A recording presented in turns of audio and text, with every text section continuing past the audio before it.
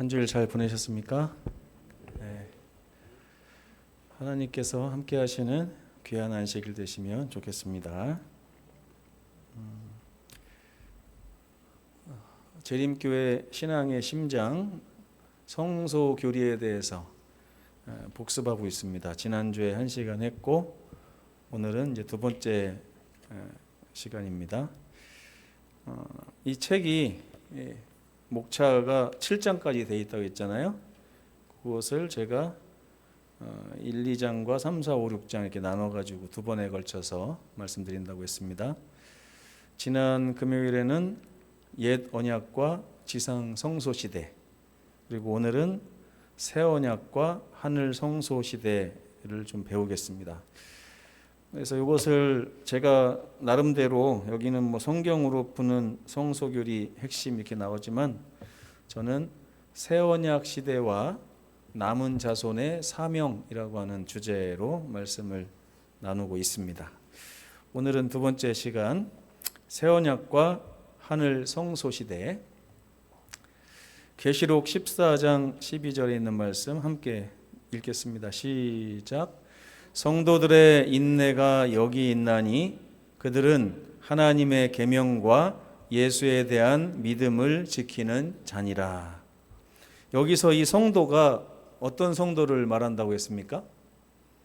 2000년 전의 성도를 얘기하는 것이 아니라 바로 오늘을 살아가는 저와 여러분을 얘기하는 단어다 이렇게 말씀드렸습니다. 이 성도들에게는 오늘날 부귀영화가 필요하다고요? 아니죠? 인내가 필요한 시기에 우리가 살아가고 있음을 여러분 잊지 마셔야 됩니다. 어떤 분은 좀 억울하실 거예요. 나 왜 교회 다니려고 이제 시작했더니 갑자기 인내가 필요한 시기라고 그래 이렇게. 근데 성경적으로 봤을 때 우리는 부귀와 영화를 누리는 그런 시기의 성도가 아닙니다. 우리는 성경적으로 인내하고 참고 기다리는 시기에 살고 있는 성도들이라고 할 수가 있겠습니다. 이 인내의 백성들은 어떤 모습을 가져야 되느냐? 두 가지가 있죠. 하나는 하나님의 계명, 하나님의 명령, 율법 위에 굳게 서 있어야 된다. 물론 우리가 율법을 지켜가지고 구원 얻는 백성들은 아닙니다. 그렇죠? 그러나 하나님의 값없는 은혜로 구원을 얻은 이 백성들에게 하나님께서는 요한복음 8장에도 그 가늠한 여인에게 뭐라고 하셨냐면 나도 너를 정죄하지 아니하노니 가서 또 마음대로 살아라 이렇게 하셨어요? 아니죠. 구원을 값없이 베풀어 주신 후에 뭐라고 말씀하시냐면 가서 다시는 죄를 범하지 말라 하고 요청하고 계시는 것입니다.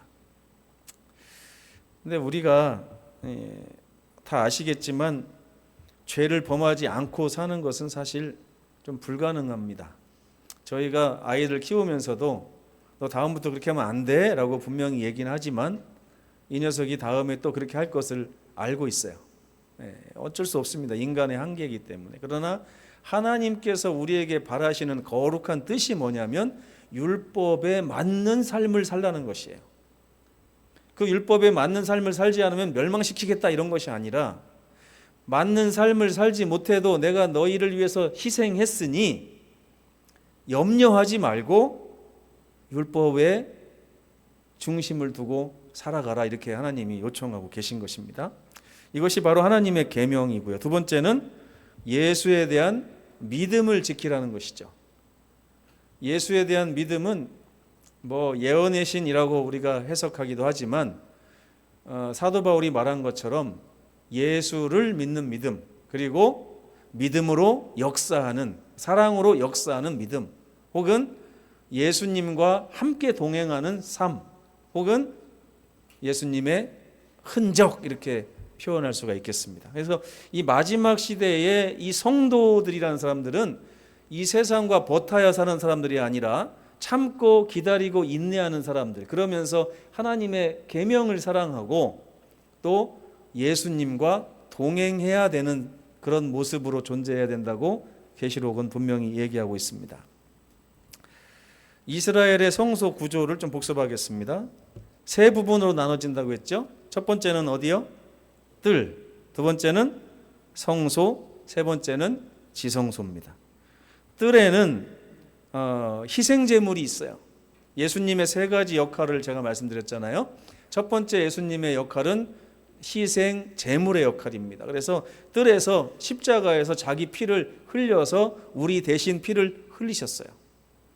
그렇게 함으로 어떤 목적을 갖고 피를 흘리셨냐면 죄로 얼룩진 우리들에게 너희를 의롭게 하기 위해서 내가 피를 흘렸다는 거예요.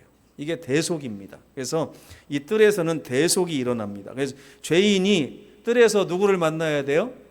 희생 제물이신 예수님을 만나야 돼요. 나를 위해서 피를 흘리신 예수님. 이 예수님을 만나지 못하면 그 다음 예수님을 만날 수 없습니다. 그 다음에 예수님은 여기서 물두멍은 침례를 상징하기도 합니다. 그래서 이 십자가를 깨달은 사람이 침례를 받음으로 이제 예수님과 연합하게 되는데, 그런 다음에 성소에 들어가면 이제 예수님의 역할이 바뀝니다. 뭘로 바뀌어요? 중보자의 역할로 바뀝니다. 그래서 이 성소에 가서 당신의 희생의 피를 가지고 우리를 위해서 중보하시는 일을 하시는데, 바로 지금 매일의 매일 우리를 대신해서 간구하시는 분이 바로 예수님이라는 것을 알 수 있습니다. 요 성소에는 세 가지 기물이 있다고 그랬죠. 기도를 상징하는 분향단, 또 말씀을 상징하는 진설병상, 그 다음에 성령을 상징하는 촛대. 그러니까 이 안에서 예수께서 우리와 동행하기를 원하신다는 것을 성경은 이야기하고 있습니다. 그래서 우리는 지금 이 성소에서 예수님과 함께 사는 그런 삶을 사는 것이죠. 그리고 마지막에 이제 지성소에 가면 예수님의 역할이 심판자로 바뀝니다. 그래서 이 지성소에는 뭐가 있냐면 시은자가 있어요. 언약궤를 덮은 시은자. 그래서 율법과 우리가 바로 만나게 되면 우리는 바로 정죄를 당하지만, 그 가운데 예수님의 피가 계속해서 1년 동안 이렇게 쌓이는 곳, 거기가 어디예요? 시은좌. 은혜가 시작되는 자리, 이런 뜻이죠. 여기에 예수님의 피가 있기 때문에 우리가 지성소에 들어갈 수 있는 담력을 얻게 된다고 히브리서 4장 16절에는 나오고 있습니다. 그래서 칭의 다음에는 성화. 지금 저와 여러분이 누려야 되는 삶이 성화된 생애예요. 그래서 우리 재림교회 책에 보면 성화된 생애라고 하는 책이 많이 나와 있어요. 그죠? 그리고 마지막에 예수님이 재림하게 되면 이제 영화를 누리게 되는데, 이것이 성소의 그림으로 다 그려져 있습니다. 지난주에 배웠고요. 그 다음에 이 안에 성소의 목적은 속죄라고 그랬어요. 속죄. 죄인을 의롭게 해서 하나님과 만나게 하는 것을 성소의 목적으로 삼으셨어요. 그 죄인은 제물을 가지고 가서 자기가 손으로 안수해서 자기의 죄를 제물에게 전가시키고, 이 제물이 피를 흘리면 그것을 제사장이 가지고 가서 성소에다가 죄를 뿌립니다. 피를. 그럼 죄인에게 있는 죄가 제물에게로 가고, 제물에게 있는 죄가 성소로 가는 거예요. 1년 내내 이 일을 하는 것입니다. 그래서 이 성소를 통해서 우리는 자꾸만 누구를 만나냐면 뜰에 계신 예수님을 만나요. 희생 제물이신 예수님의 피를 가지고 매일매일 성소를 찾아가는 것입니다. 그 피는 예수님께로 다 옮겨갔다가 예수님은 지금 계속 하늘 성소에다 뿌리고 계신 거예요. 이 하늘 성소에다 뿌린다는 얘기는 뭐냐면 하나님께서 모든 죄의 책임을 가지신다는 것입니다. 우리가 지은 모든 죄 하나님께서 다 가져가신다는 거예요. 그리고 나면 1년에 한 번 7월 10일 날 대속죄일이 있는데, 이때는 대제사장이 성소에서 두 염소를 놓고서 이제 제비를 뽑죠. 그래서 하나님을 위한 염소를 잡아서 성소를 정결하게 하고, 그 다음에 그 염소의 피로 성소를 정결하게 한 다음에 제사장이 또 한 마리 아사셀을 위한 염소에게 안수합니다. 그럼 성소에 있는 죄가 아사셀에게 완전히 옮겨가요. 그러면 죄인도 정결하게 되고 제물도 정결하게 되고 성소도 정결하게 되죠. 그런 다음에 아사셀이 모든 우리의 죄를 끌고 광야로 내쫓김을 당해서 거기서 죽음을 맞이하는 것입니다.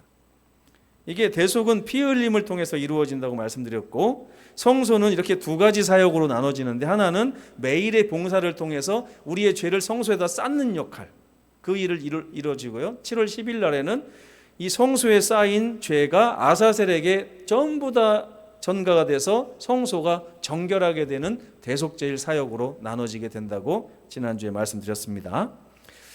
그런데 여기 보면 이제 성소는 구속의 공간적인 도식이죠. 뜰에서는 칭의가 일어나고, 첫째 칸에서는 성화, 둘째 칸에서는 영화라는 세 가지 삶이 우리에게 기다리고 있어요.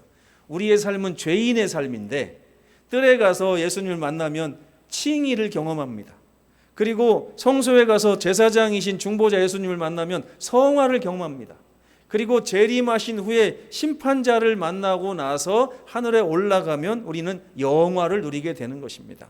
이것을 공간적으로 나타낸 것이 성소라면, 이것을 시간적인 도식으로 나타낸 것이 이스라엘의 7대 절기예요.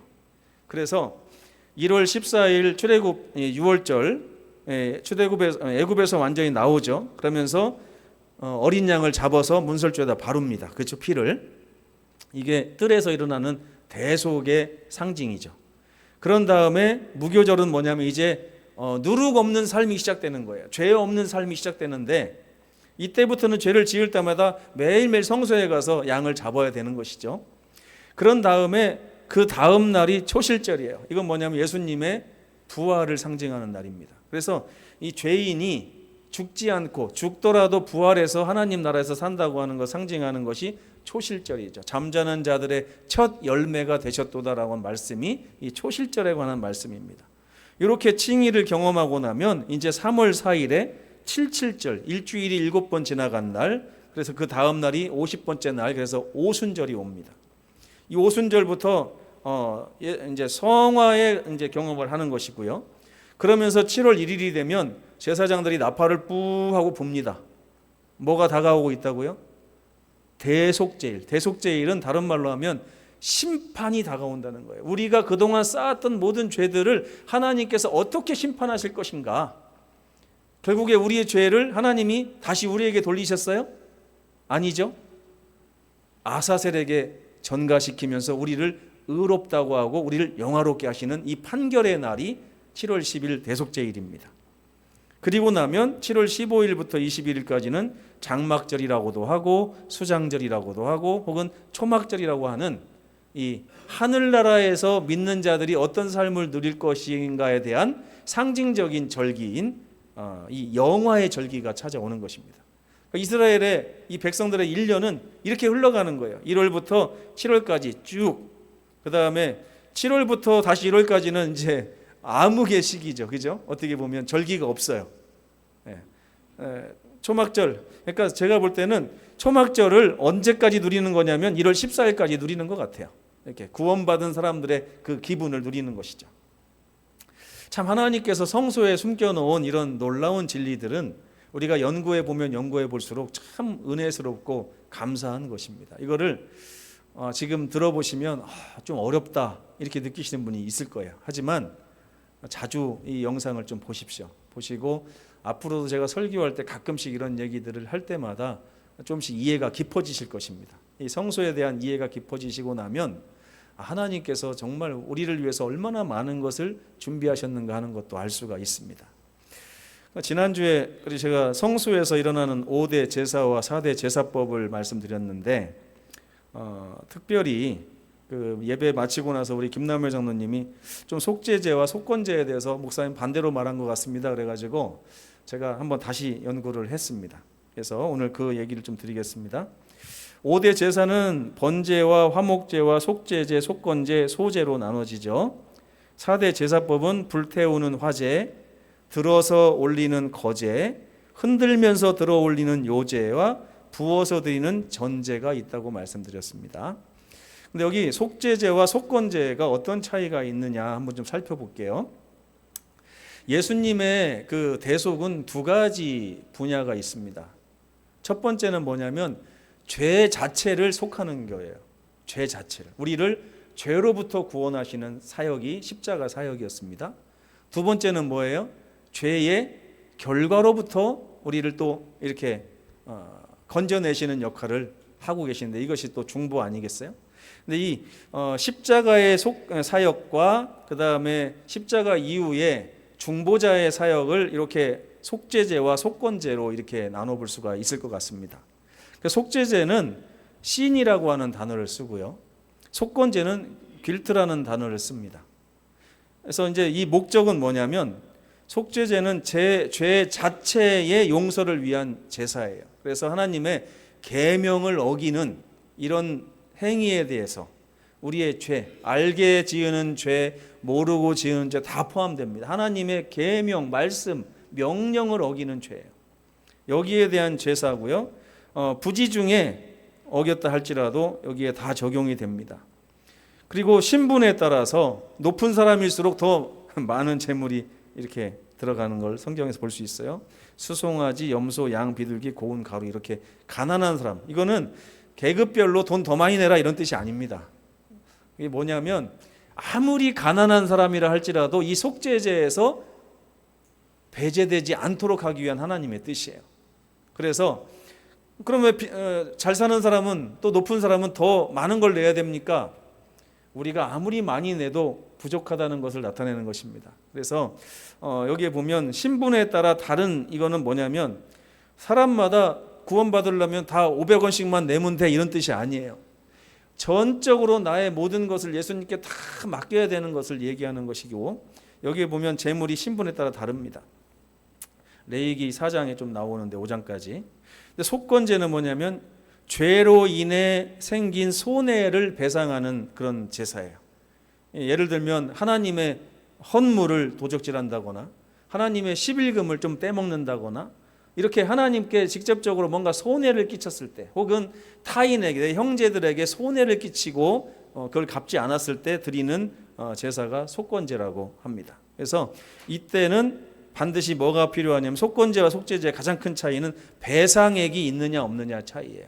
그래서 우리 삶에서 하나님께 서원하고 하나님의 것을 도적질하고 하는 일들은 전부 다 배상을 해야 된다고 하나님께서 말씀하셨어요. 그러니까 이때는요 재물이 동일합니다. 흠없는 수양을 갖다가 하게 돼 있어요. 재물이 동일해요, 무조건. 그래서 레위기 5장에 좀 나오는 6장까지.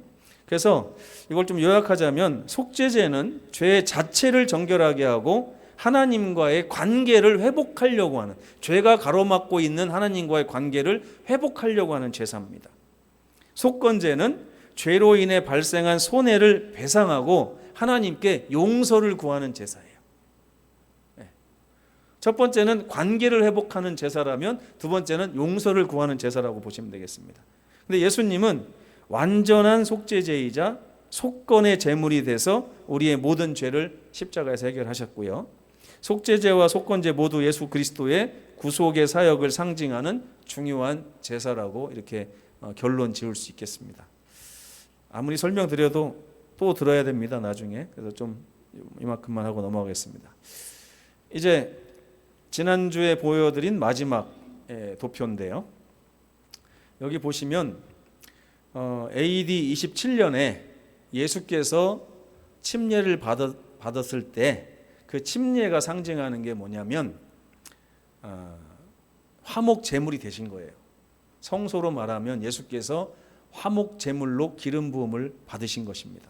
그래서 이때부터는 지상 성소 시대에는 없던 하늘의 참 제물이신 예수께서 오셨기 때문에 하늘 성소 시대가 시작됐다고 보는 것이 맞습니다. 그래서 이 마지막 70일의 예언 중에서 마지막 한 일의 예언이 이 화목제물이신 예수님의 사역을 이야기하고 있습니다.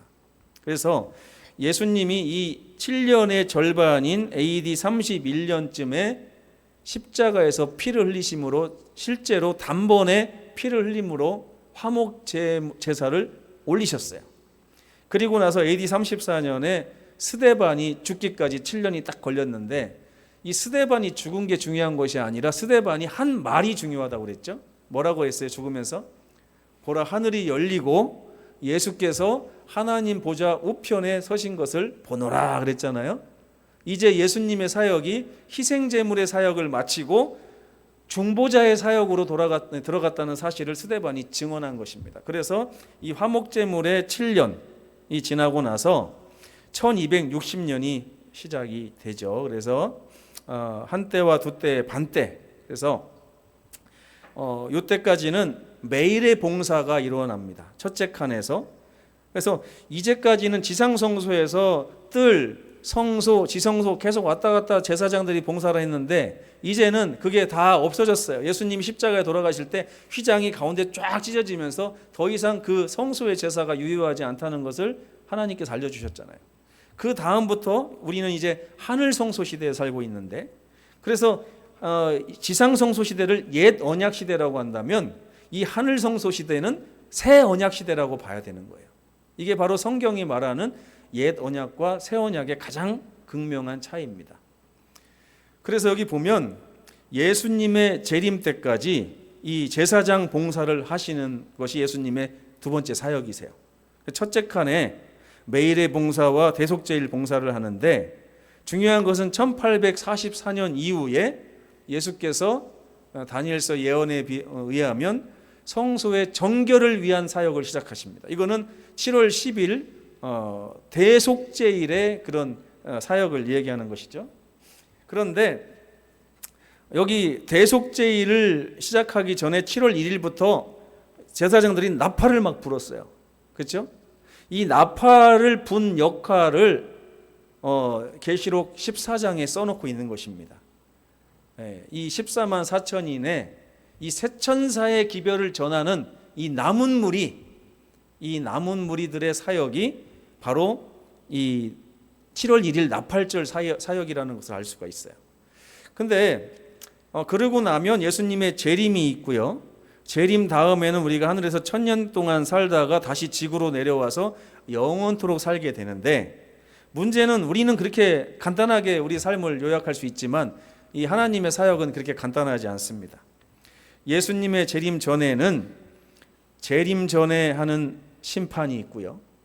예수님의 재림 이후에는 재림 후에 하는 심판이 있고, 그 다음에 천년기 후에 내려오셔서는 이제 마지막으로 하는 심판이 있는데, 이것을 재림 전 조사심판, 재림 후 조사심판, 집행심판이라고 합니다. 세 천사의 기별의 핵심이 뭐예요, 여러분? 그분의 심판하실 시간이 이르러 왔다라고 하는 것이 세 천사의 기별이 핵심이잖아요. 이 세 천사의 기별 자체가 성소에서 나온 거예요.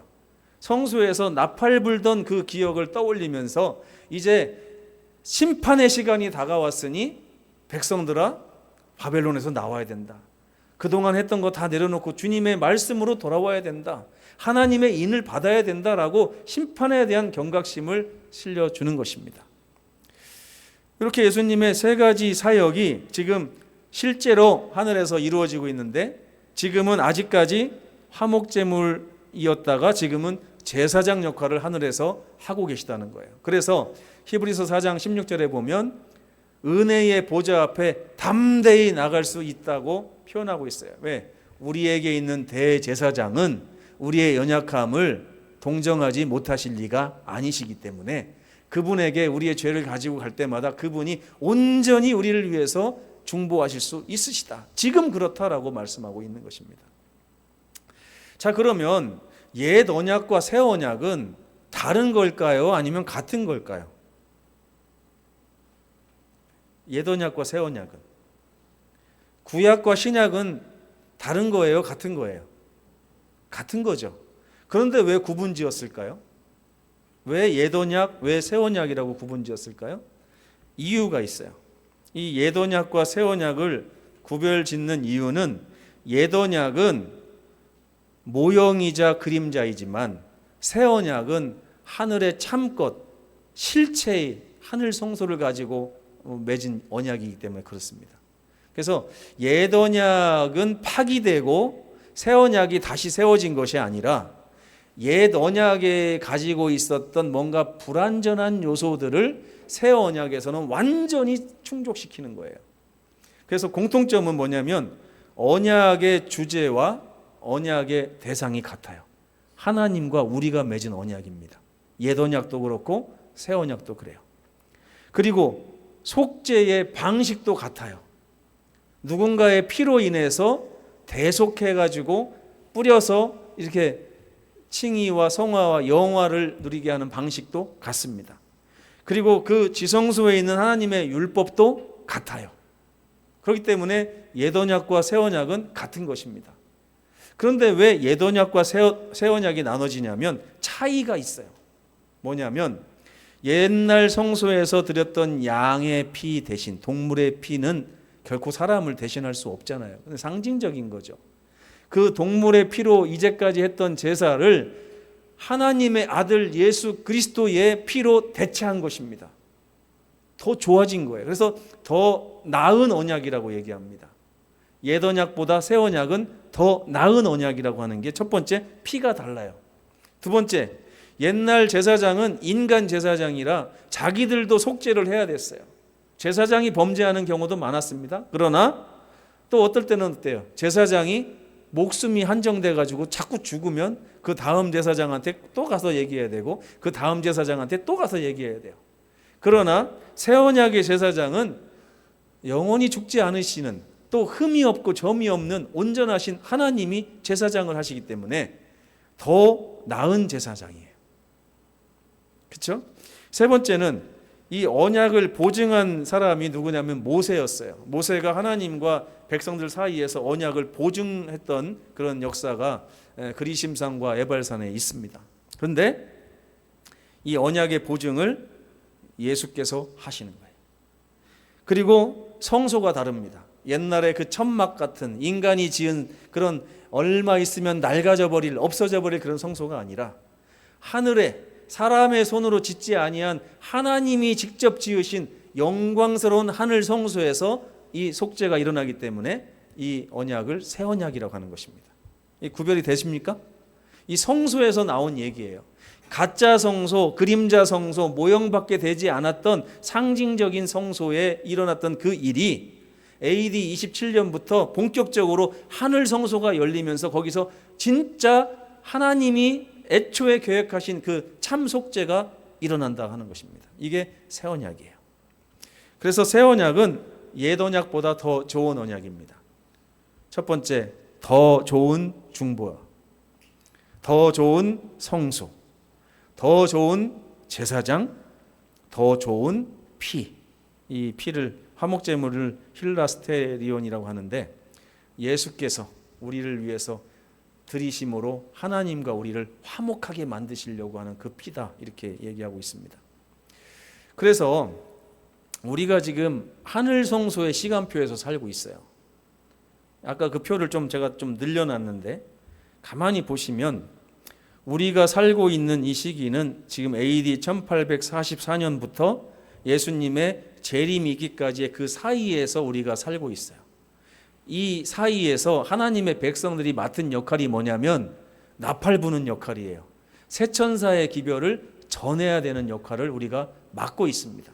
인내해야 되고요. 하나님의 계명을 순종해야 되고요. 예수님과 동역해야 되는 그 시기에 우리가 살고 있는 것입니다. 그래서 이 새 천사의 기별의 핵심이 뭐냐면 그분의 천지를 창조하신 하나님의 심판의 날이 다가오고 있다. 그러면서 그 심판이 세 가지 심판으로 나눠집니다. 하나님의 심판은 재림 전 조사 심판도 지금 행하실 것이고 재림 후에 조사 심판도 행하실 것이고 그 다음에 집행 심판도 행하실 이 심판의 3단계가 지금 진행되고 있는 중이기 때문에 우리가 세상에 그 기별을 전해야 된다는 거예요. 지금은 하나님이 심판하시는 시기니까 우리가 회개하고 주님께 돌아와야 된다고 전해야 되는 기별이 바로 새 천사의 기별이고 저와 여러분들이 지금 해야 되는 바로 그 사역이라고 볼 수가 있겠습니다. 이제 좀 이해가 되시죠? 그래서 이제 이게 재림 전 조사 심판과 재림 후 조사 심판은 재림 전에는요 하나님에 대한, 하나님이 왜 의로우신가, 그리고 하나님이 의롭다 하신 의인들은 왜 의인인가 하는 것에 대한 심판을 합니다. 그래서 지금 심판은 우리가 대상이에요. 어떻게 해요? 하나님께서 우리를 사랑하시고 하나님께서 십자가를 주셔서 우리를 구원하시고 우리가 그 하나님의 구원을 받아들였기 때문에 우리는 하나님의 백성일 수밖에 없다고 하는 것을 하나님이 증명하시는 시간이에요. 너무나 감사한 시간입니다. 그리고 나면 예수님의 재림 때는요, 우리가 하늘로 올라가서 1000년 동안 심판을 하는데, 이 재림 전 심판은 짧아요. 불과 몇백 년 안 될 수도 있습니다. 그런데 하늘에서 있는 재림 후 조사 심판은 1000년 동안 합니다. 이때는 사탄이 왜 죽어야 되는가? 사탄이 왜 악인가? 그리고 왜 구원받지 못한 그 죄인들, 악인들이 왜 죄인일 수밖에 없었는가? 왜 그들이 어떤 삶을 살아서 그들이 어떻게 하나님의 자비로운 손길을 뿌리치면서 저 길까지 갔는가 하는 것을 증명해내는 시간들입니다. 그래서 내가 정말 사랑하는 아이가 왜 하늘에 못 왔습니까? 하나님께 대한 막 의심이 있을 때 1000년 동안 다 풀어지는 거예요. 하나님이 나보다도 더 그 아이를 사랑하셨구나. 끝까지 사랑하셨는데 그 아이가 정말 하나님을 거절한 바람에 이곳에 오지 못했구나 하는 것을 알게 되면서 이 마지막에 예수님이 이제 1000년 후에 다시 이 세상으로 오는데요. 그때는 모든 세상의 악한 사람들 또 사탄 마귀조차도 하나님이 의로우십니다라고 고백하고 멸망당한다고 기록되어 있습니다. 예언의 신에.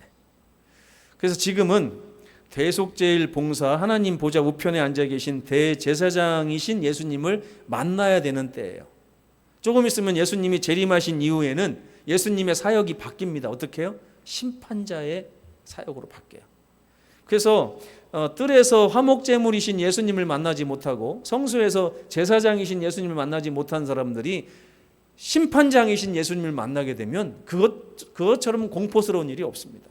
더 이상 은혜가 없고 자비가 없는 진노만을 맛보게 되는 그런 때가 예수님의 재림 이후에 찾아오기 때문에 지금 우리도 인내해야 되고 세상의 많은 사람들에게 하나님의 심판에 대해서 이야기해야 되는 그런 시기에 살고 있다는 것입니다. 좀 이해가 되십니까?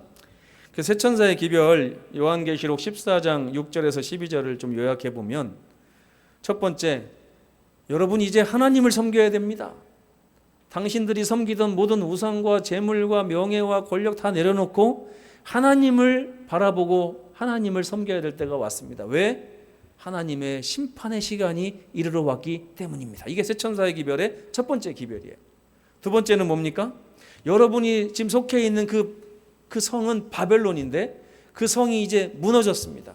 더 이상 거기에는 희망이 없고 절망밖에 남지 않았습니다. 여러분 그 성으로부터 빠져나와서 하나님의 백성이 되셔야 됩니다라고 하는 것이 두 번째 기별이에요.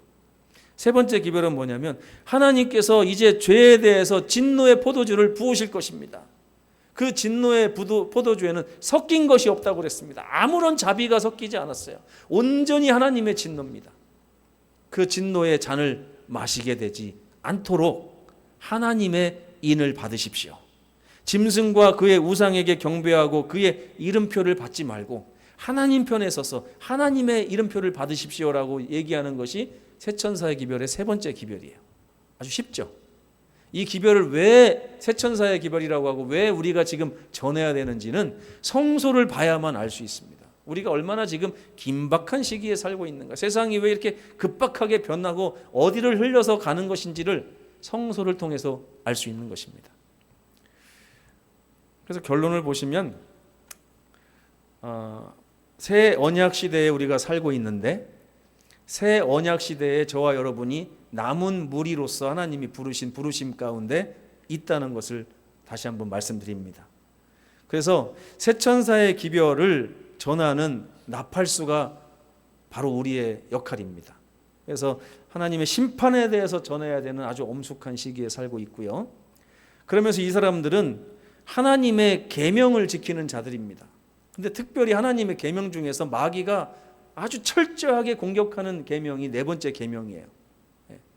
이 하나님의 10계명이 폐지됐다는 사람들이 많아요. 근데 그들에게 첫째 계명이 폐지됐습니까? 둘째 계명이 다 물어봐도 아니라고 얘기해요. 물론 천주교에 가면 뭐 셋째 계명, 둘째 계명 다 바꿔버렸지만 일반 개신교회 사람들도요, 계명이 폐지됐다고 하면서도 다른 건 다 멀쩡하다고 얘기하고 네 번째 계명만 바뀌었다고 자꾸 이런 얘기를 해요. 그래서 이거는 하나님의 율법이 폐지된 것이 아니라 네 번째 계명이 폐지됐다고 얘기를 해야 되는 거 아닙니까? 사단이 아주 극심하게 이 계명을 공격하고 있습니다. 그래서 이 하나님의 계명을 온전히 지키는 백성으로 우리가 세상에 우뚝 서 있어야 된다. 여러분 안식일을 정말 철저히 준수하는 하나님의 백성이 되셨으면 좋겠습니다. 해질 때부터 해질 때까지. 그죠? 그 다음에 예수에 대한 믿음을 가진 자들이라고 했는데 계시록 14장 이 세천사의 기별에 나온 남은 무리의 첫 번째 그 해설에 뭐라고 나오냐면 4절에 이 사람들은 어린 양이 이끄는 곳은 어디든지 따라가는 사람들이다 라고 표현을 해놨어요. 이 남은 무리의 두 번째 특징이 뭐라고요? 예수의 증거, 예수에 대한 믿음 이렇게 표현하지만 사실 4절에 보면 정확하게 나옵니다. 어린 양이 이끄는 곳은 어디든지 따라가는 자들이 바로 이 남은 자손들이다. 아멘? 네네. 그래서 저와 여러분들이 하나님의 계명을 굳게 붙잡고 그리고 예수님이 이끄시는 대로 따라가는 그런 삶을 사는 것, 그러면서 세상에 이 심판에 대한 기별을 전해야 하는 것이 이 성소에서 보여주는 오늘날 저와 여러분의 사역이라는 사실을 이번 이 사경의 교재가 얘기해주고 있기 때문에 이 사경의 교재를 복습까지 해가면서 제가 말씀을 드리고 있는 것입니다. 심판의 기별을 전하며 하나님의 편에 서서 하나님을 옹호하고 섬기는 삶을 사시는 우리 모든 성도들 되시기를 간절히 바라면서 사경에 대한 모든 복습의 시간 마치도록 하겠습니다. 감사합니다. 기도하시겠습니다.